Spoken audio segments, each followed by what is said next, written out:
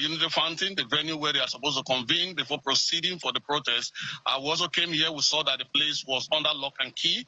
We have security personnel that are here, but no single protester is here. So that is the situation as we speak. We have seen, like the videos I sent in earlier, seen a lot of security patrol in the city, armed policemen, riot policemen, all stationed in strategic areas around the city center. Like you also made reference to earlier on, we also saw the video. Show posted it, of course, on his handle that he was, of course, coming to Unity Fountain when he was accosted by security personnel, and I understood that. They were tear gassed and chased or dispersed. So as we speak, we do not know where the protesters are going to meet. Some are saying that they will reconvene at the Beggar roundabout to continue with their protest. Others are saying that they will be at the city gate, that is the entrance to the city center. But no one can actually say authoritatively. We reach out to some colleagues who are already at Beggar. They confirmed to us that there is no protester on site rather, in Beggar. And we are trying to make our way from the Unity Fountain and see how we can make our way to the... Now, the capital city was on edge today as tear gas, roadblocks, protesters were chanting for the release of Nnamdi Kanu, the detained IPOB leader whose case has once again split public opinion. Now, security forces flooded the streets, saying they were maintaining order. Activists say they are silencing dissent. It's not just about Kanu, it's about frustration, that is from the activists, exclusion, and a government many Nigerians feel have stopped listening. Now, with a protest court approved, yet it was restricted. The question here is, are we seeing legitimate civic action or another face-off between citizens and the state? We'll be breaking that down in the studio, what this means for democracy, security, and unity in Nigeria. Good afternoon and welcome to Aside Hot, right here on Active Citizens, where we bring you hot trending news in Nigeria and across the world. My name is Ifoma Oji, and I'm joined in the studio by the beautiful Sharon Enemchukwu. Good afternoon, Sharon. Good afternoon. How are you doing? Yes, I'm fine. And we have an interesting guest in our midst in the person of Okeke Genevieve. Good afternoon, Miss Okeke Genevieve. How are you doing this afternoon? Fine. How you are look beautiful, natural. Thank you. You do look nice. All right, you guys. All right, amazing. Okay, thank you so much. Now, before we go over the news, the topic for today, I want us to take a video from Showore. Now, the earlier video we watched was a correspondent from Channels TV that was live at the protest going on in Abuja. That was the report we gathered from that scenario or that particular destination that he was at. Now, I would actually want us to take a look at the statement by Showore during the protest.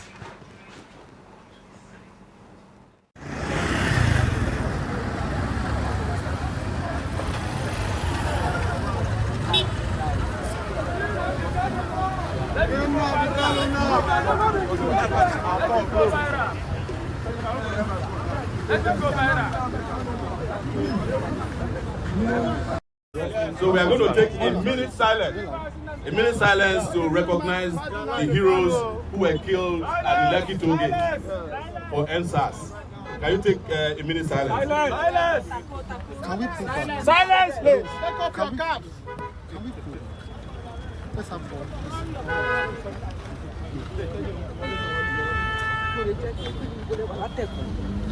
May their souls continue to pursue their oppressors.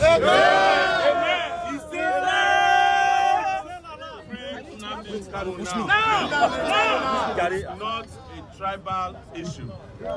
It is not a religious issue. It is not a sentimental issue. It's a social justice issue for us.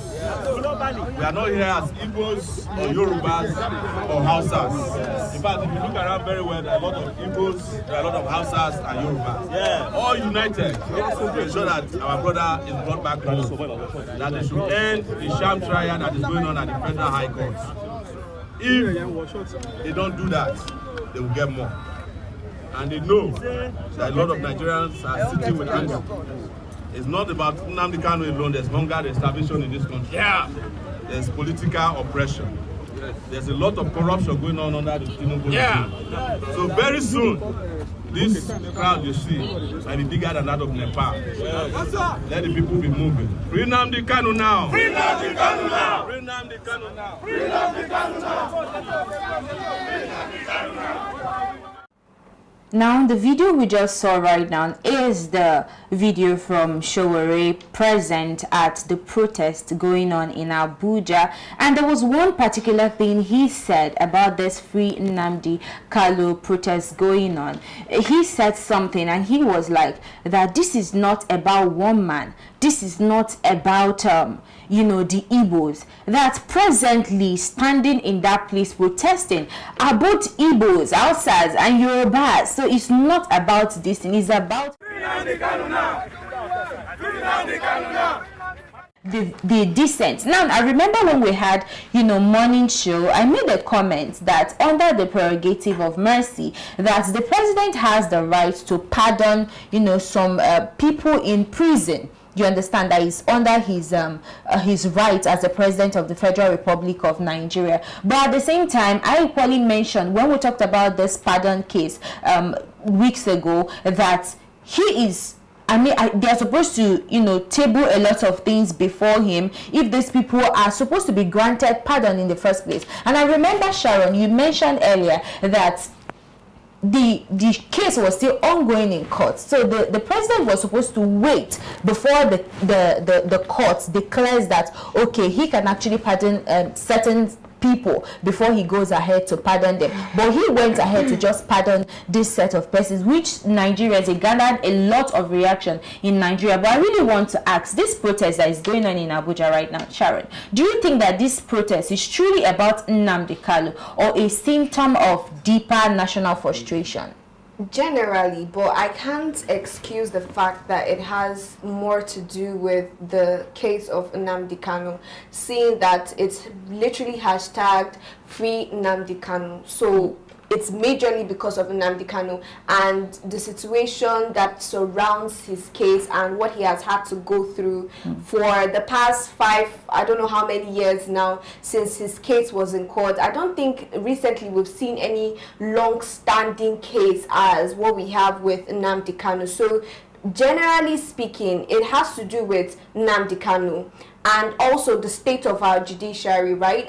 But it also spills to other areas, to other factors that have contributed to what is going on now. When you hear Omoyele Sore's talk, we saw where he gave the 1 minute silence for the Lekki massacre that happened 5 years ago. Now, this is one of those situations. This is very closely related to that particular incident that happened 5 years ago at Lekki Tollgate. So I just don't think it's generally or majorly because of the state of the nation. Yes, it has a part to play, but majorly because of what, you know, has happened to Nnamdi Kanu and the state of our judiciary. Okay, so Miss Genevieve, I just want to, you know, get your take, just, you know, just little. I just want to hear your take on this. Make it quite brief. Well, looking at the whole situation and everything, looking at it, we all know that the protest is specifically because of Nnamdi Kanu, just like Sharon had said.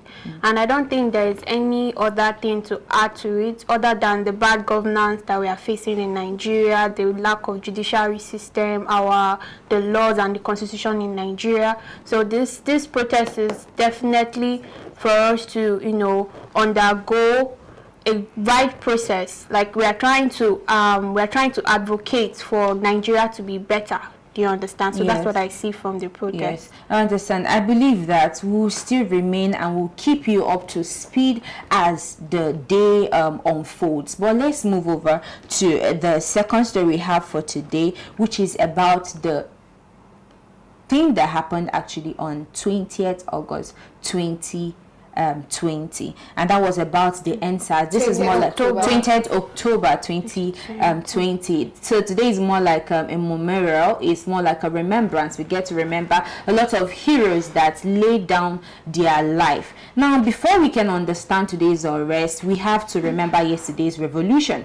Now, 5 years ago, the world watched as young Nigerians rose under one banner, which is EndSARS. It wasn't just a hashtag, it was a cry for a dignity. Now, SARS was disbanded, promises were made, panels were formed, yet 5 years on, police brutality, extortion, and hopelessness remain familiar stories. So what happened to all that energy? Did it fade, or did it evolve into the same fire we're seeing on the streets again today? Now, this stuff that happened years ago, it's more like Nigerians, it remained, I mentioned in the morning that it remained quite indelible in Nigerian minds, how a lot of life were lost that day. People carrying placards peacefully to Lekki tailgate, and they were met with an unfortunate incident where military men turned off the light, disabled the CCTV cameras, and fired on them.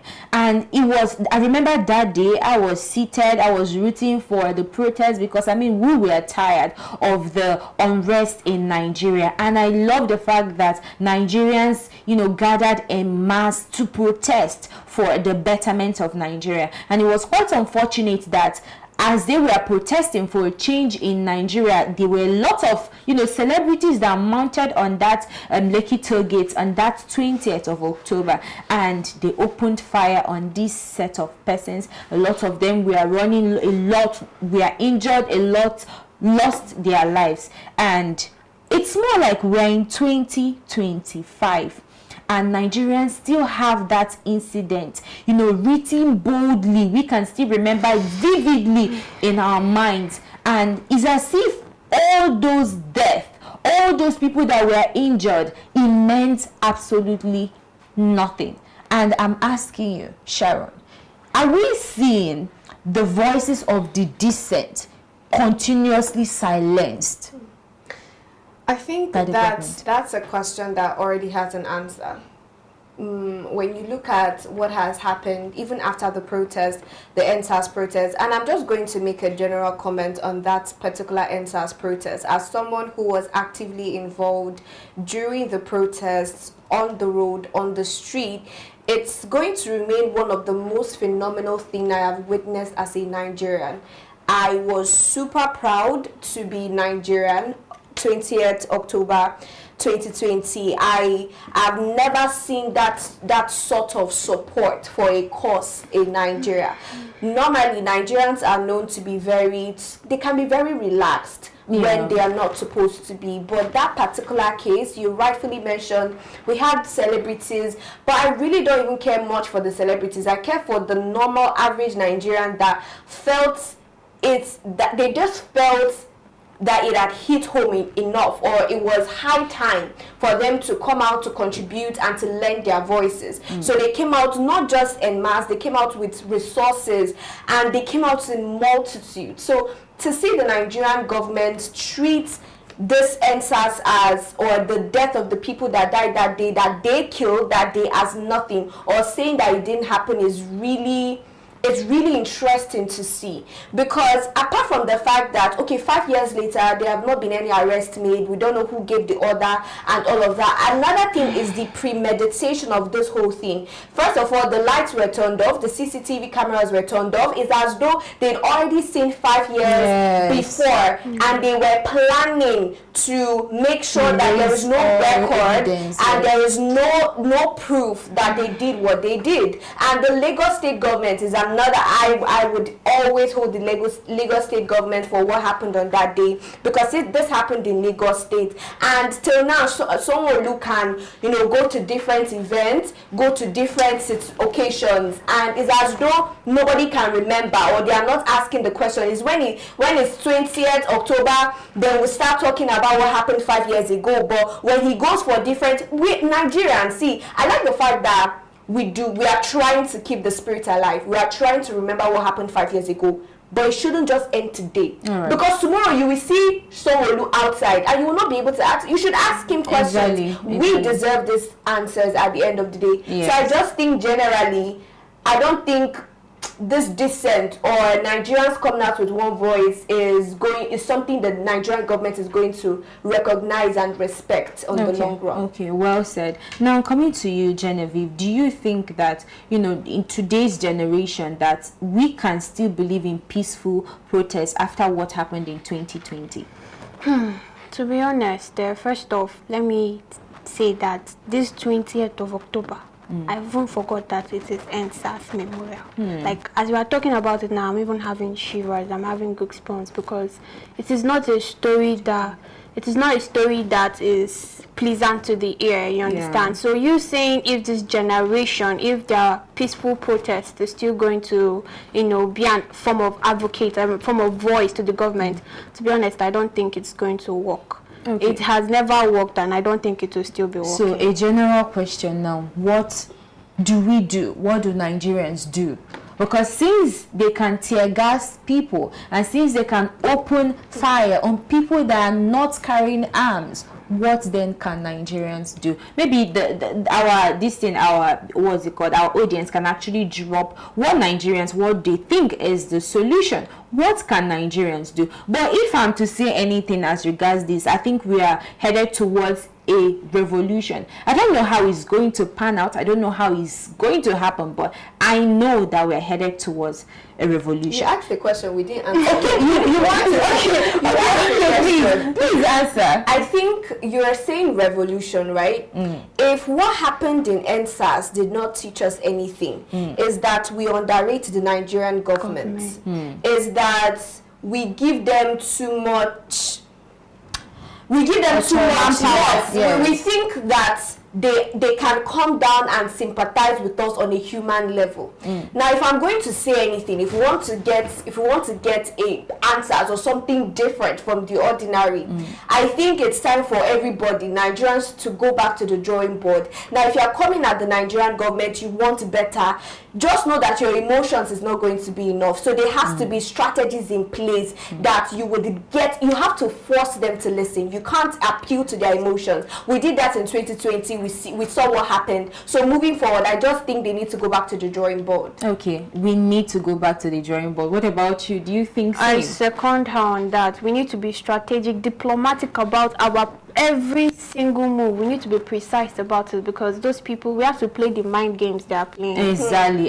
So the only way you can beat them is to play the same game that they play. Well, let's move on to the third story, which is about I won't unveil, but I would want us to take a look at a video, and when we come back, you already know what the topic is. Let's take a look at the video.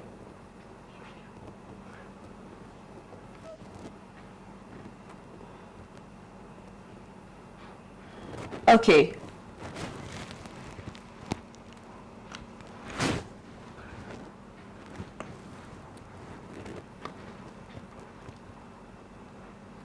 All right. Now we take a look at a video of one interesting Nollywood actress. I feel like I'm already kind of letting the cat out of the bag, but I would want you all to take a look at the video, and when we come back, we'll dissect this particular issue, because it's been trending on social media. We've been seeing a lot of comments up and down, you know, beneath and the rest of them. Let's take a look at that video first of all. My husband now Odogo, true, na real Odogo. The feeling for inside house, true, is fit past waiting with they even put online. Because sometimes when I see comments say where people say, oh, no be so then they inside house, so me and I'm gonna read the comments, we go laugh. Go say if only say they know house we take day go inside house. You know, anything where I want like this, I go get them. To cook, the day where I say I won't cook, he go even fight me and say why they cook. Say make I come up for kitchen. You know, if I say now say I won't just sleep for 1 week, no do anything, I go still do okay, sleep for 1 week. So it's a very comfortable lifestyle and a happy one. You be wife and you get 2 children. plus your own personal businesses where you can do. How do they manage all these things together? Well, God bless me with supportive husband. So whenever I dey go location, my husband say make at least one parent stay their house with the children. So our two no fit just comot, they go. If I won't go work this week, I go tell him, babe, I dey go work this week. So that week, he go cancel everything where they do. They house or transfer in meeting, come house. While me, I go work. Now, away from politics, but still in the eyes of the storm, Nollywood actress Regina Daniels and her billionaire husband, Senator Ned Nwoko, are trending for all the wrong reasons. Now, a viral video showed Regina Daniels in tears, claiming abuse and emotional exhaustion.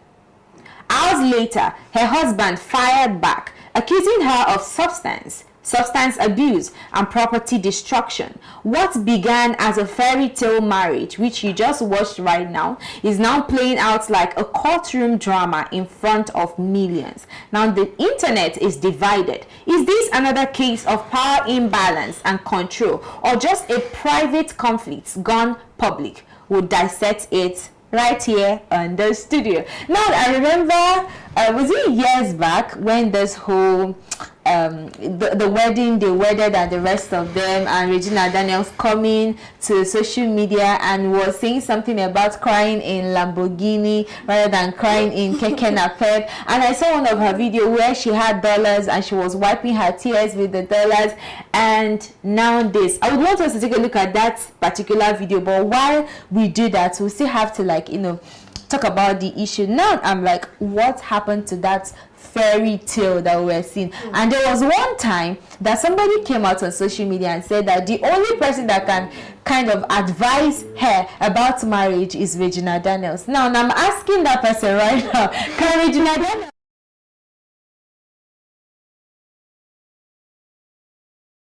I'm going to, I know majority of Nigeria stands, especially when it comes to Regina Daniels' marriage to Senator Ned Nwoko, especially the fact that it's a unique marriage, right? Yeah. Unique is the right word. It's a unique marriage where we saw a young girl of 18 and an old man of 70 getting married, more like the Beauty and the Beast kind of. Oh my God! I'm just making light of the issue. But over the years, see, if we're being honest, there are a lot of people that have been watching on the sidelines for this type of thing to happen. Yeah. For something to happen.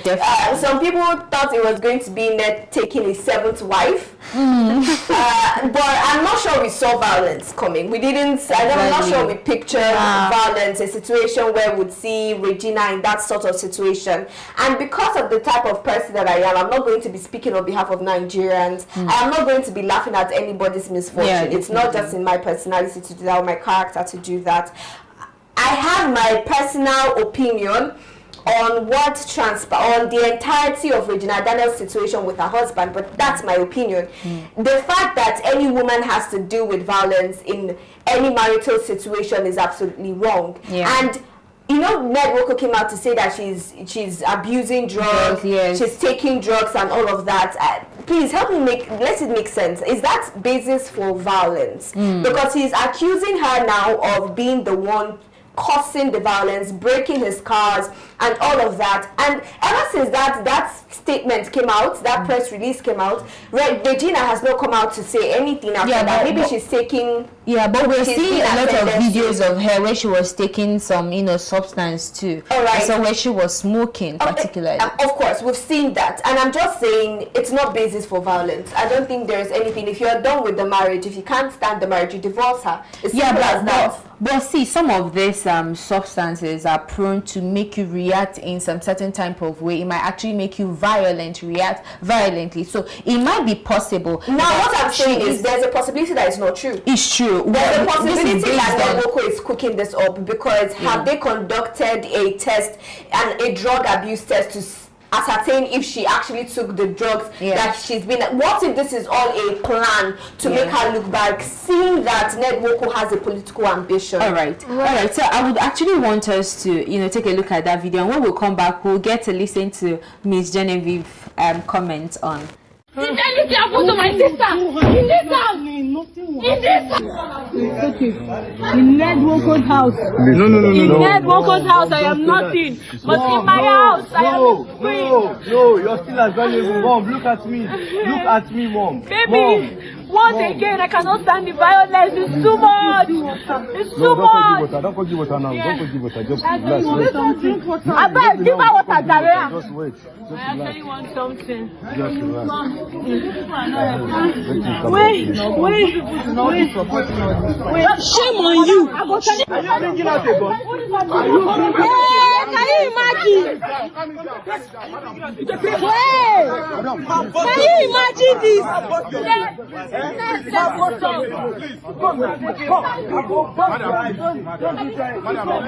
Madam, we are begging you, please. Please,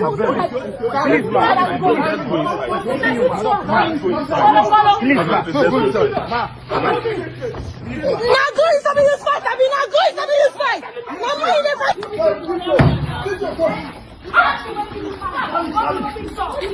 Basami, calm down. Basami, don't do. You don't do. take you down. You don't do. Okay, let me check him. I see you want to use your gun.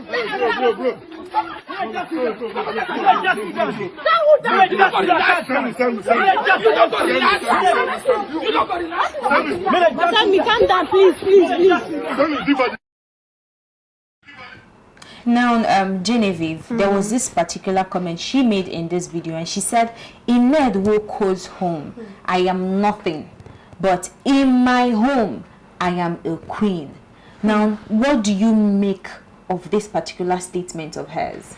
Well, that statement is a really big statement. It holds a lot of weight on it. I mean, it's in Ned Nwoko's house. Ned Nwoko, that is her husband. Yes. So she's feeling like nothing, but then in her house, she's feeling like a queen. So from that statement, I feel like there's something going on. Is it a form of intimidation? I feel like I feel like she's actually going through abuse for that statement to be made. Sharon, if you make that statement. Okay, Sharon, do you think so?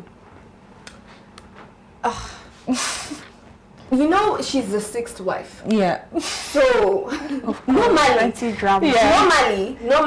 right, there should be a sort of hierarchy in these things where the first wife should, maybe she's not in the country, but let's just say it's the second wife, or even the Morocco wife that we know.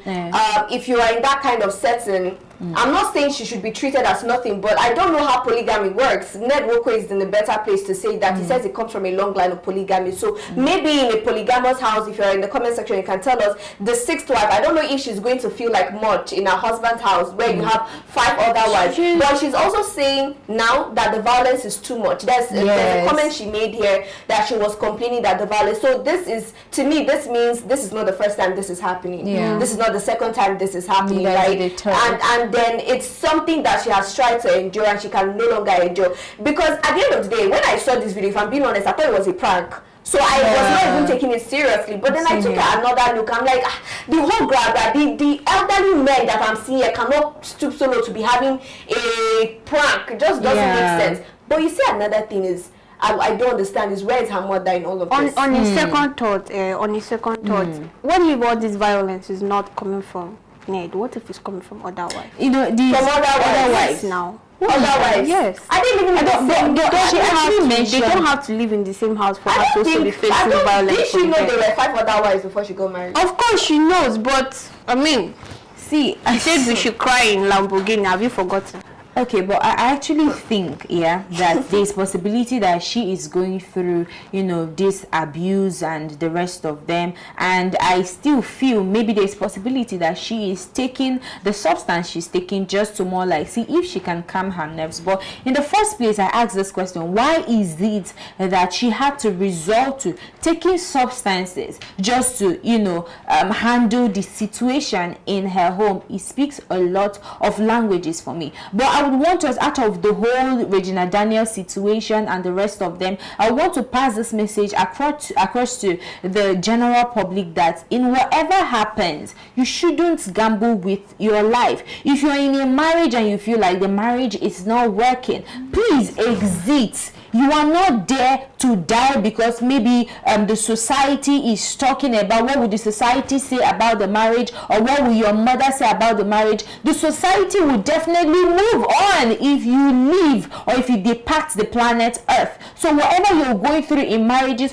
once you know that it has gotten to abuse and the rest of them, please move on with your life. You will still find a better person. But I would actually want us to take a look at a short video of our favorite Nigerian, what's it called, celebrity. Let's take a look at that video. Tinubu is the worst president of Nigeria. I was going to manage Tinubu. Ndibu used to say Buhari is the worst president. But I say Tinubu is the worst president of Nigeria. Tinubu wants to implement income tax in Nigeria starting January. Nigeria, now you won't collect money from. What happened to all your money? What did you accomplish with all your money? First you came in, you removed subsidy from petroleum. Life was hard like unimaginable. Now you want to tax Nigeria. But you won't make it better for you, and you don't want to make it better for you. Which money then Nigeria where you won't collect? Income tax up to 25%. And they ask, you won't make it better for you, and you don't want to make it better for you. Which one? When I see why some people they shout to Biafra, divide. Which one be income tax? Are we white people? Now white people, they do tax. Why would you do such thing in Nigeria? You are absolutely the worst. I dislike you so much. So much. I made a video the other day telling you to do something about police brutality. There's other ways to be a leader. Even if you don't know how to economic development, reform police. Instead of you to reform police, this is your economic development. I told you to make this place feel like over there that you guys like to go buy house. And the implementing income tax is your way of making here feel like over there. But you are dumbass. Income tax in Nigeria? And you... Now that is a video of Darlington. Is it Darlington Okoye? Kind of lamenting on the situation in Nigeria, particularly the tax. Now he was talking about how the only thing that the president can come up with in his renewed hope agenda is to increase tax and for Nigerians to start paying tax by January 2026. And I love the fact that, I mean, out of all the celebrities that, you know, came out to talk about the tax, came out to talk about a lot of things going on in Nigeria, this particular celebrity was different for me than all of them, because we know Abby with a lot of baggages, a lot of controversies with women and the rest of them, but for one time he came out to say something that resonates with Nigerians. I can actually agree, you know, more on what he said. Let me hear you, Sharon. It's interesting to see Speak Darlington at me make sense. Yeah. I'm not shaking anybody because Kanu. Yeah. But let's talk about the tax, right? People can comment about the approach and the delivery of what he was trying to say, but I'm just going to pick the message, which is the income tax, the 25% income tax that the Nigerian government wants to give to Nigerians by January 2026. Yeah. And to be honest, there's something that he said, even at the latter part of the video. He said, is it Nigerians you want to tax? From which money? Exactly. And there are some things he also made mention of, the oil money, the money that we make from oil, and also the subsidy removal. I remember we having this particular conversation and asking this question even in the morning show on Morning Pulse, and you know, I made mention of the fact that the federal government said they had increased their federal allocation to states. So that was where subsidy removal money went into. But when you look at those states, we are yet to see that huge money reflecting in the lives of the residents of those states. So to be honest, Fidelity is making really crucial points. It's just his delivery that is not fine-tuned. But at the end of the day, I understand the question he's asking and the reason why he might be agitated, because this is something that is going to affect every single one of us. All right, Genevieve, quickly. To be honest, I'm very shocked to see Stanbic coming out to say an amazing, you know, letting out his heart out. But I don't have anything with him the way he's saying it, because he's bittered. Every Nigerian is bittered. Whether the way he's saying it is not fine-tuned, please let the message be passed. The subsidy was brought in, nothing was done. Fuel is expensive, everything is high. So kudos to him. Oh yeah, kudos to him and Nigerians who have not remained silent with the whole thing going on in Nigeria. We say don't stop talking. We can, I feel like it's not just talking, but we still need to talk, but at the same time we still need to take to the streets. At the same time, there are still things that we still need to do. And then I still want to tell Nigerians that apart from this whole thing going on, both the celebrities coming out to help a lot of people, I still want to say to Nigerians that in as much as you are maybe financially incapacitated at the moment, if you see someone on the road and you see that person is going through a lot and you're in a position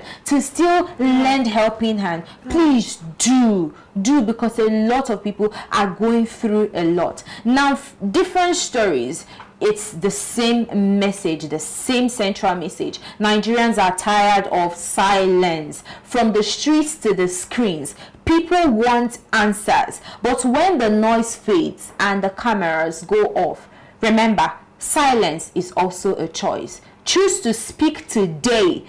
Choose to think. Choose to act. But note this, until truth becomes policy, the fire stays lit. This is Acide Hot on Active Citizens, and you've just watched us dissect a lot of issues happening in Nigeria. We will come your way in the evening for Active Citizens Parliament. Make sure that you stay tuned and you are present in the comment session. We'll see you in the evening. 20th October 2020, Nigeria government off lights while innocent citizens for Lekki tollgate. Lagos State Governor Babajide Sanwo-Olu says no death was recorded in Tuesday night attack in the Lekki tollgate area of Lagos State. Sanwo-Olu admitted that soldiers opened fire on EndSARS protesters. Those who suffered casualty during the gunshot need to answer some questions too. How are they there? How long were they there? What kind of characters are they? Military, they off the lights. Today, 20th October. We are helpless. We are peaceful. They are killing us. We are dying. 8 people. We are dying. We don't tell why our country people begin suffer. The kind shaking wey our eye don't see, our mouth no fit talk. Bag of rice wey dey buy 10k before, e don reach 50k now. Oh yeah, yakata for we country, but yet we still dey suffer on top poor matter. You go school, spend 6 to 7 years on top 4-year course, all because of ASUU strike. And you go still comot, you no go see work. Now, the power dey our hand to choose better person. We get the capacity to make Nigeria better. And the only person wey fit do am for us na Peter Obi. Naija, make we no miss this opportunity. Make we vote Peter Obi and Yusuf Dati as President and Vice President of the Federal Republic of Nigeria. Vote LP. Vote Mama, Papa, Pikin.